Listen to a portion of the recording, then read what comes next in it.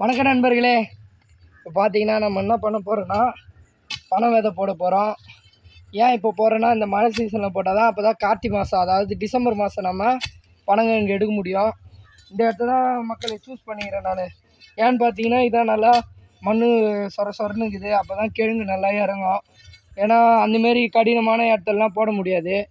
அதனால் நல்லா இந்தமாரி மூட்டு பாரியாக தண்ணி நிற்காது மழை பெஞ்சதுன்னா. அதனால் இந்த இடத்த தான் நண்பர்களே பனங்கிழங்கு போட போகிறோம். பனங்கிழங்கு எப்படி போடுறோன்னா எதுன்னு பாருங்கள். பார்த்தீங்கன்னா நம்ம ஒரு அடியாக எடுத்து ரெடி பண்ணியாச்சு. அது அம்மா விதை எடுத்துன்னு வராங்க. நம்ம விதையை எப்படி வச்சு போடணும்னு பாருங்கள் நண்பர்களே. ஒரு அடியாக பனை விதையை எடுத்துன்னு வந்தாச்சு. இந்த அம்மா அடிக்கின்னு இருக்காங்க பாருங்கள். அது எப்படி வைக்கிறாங்கன்னு பார்த்துக்குங்க.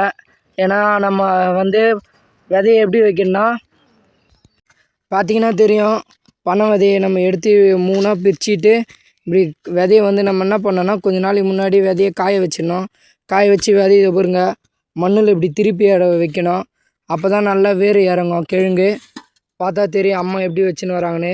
இதை வச்சிட்டுக்கப்புறம் நம்ம என்ன பண்ணோன்னா இது மேலே மண்ணை வாரி போடணும். ஃபுல்லாக மண் வாரி போட்டதுக்கப்புறம் தான் அதுக்கப்புறம் அது வேர் இறங்க ஆரம்பிக்கும். அதேமாரி இந்த மூடான பகுதியில் போடுங்க நண்பர்களே.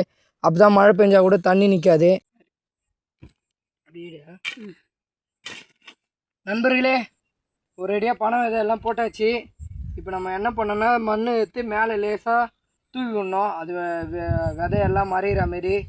ஏன்னு பார்த்தீங்கன்னா நமக்கு அடியில் மண் நல்லா சொரப்பு இருந்தால் போதும்.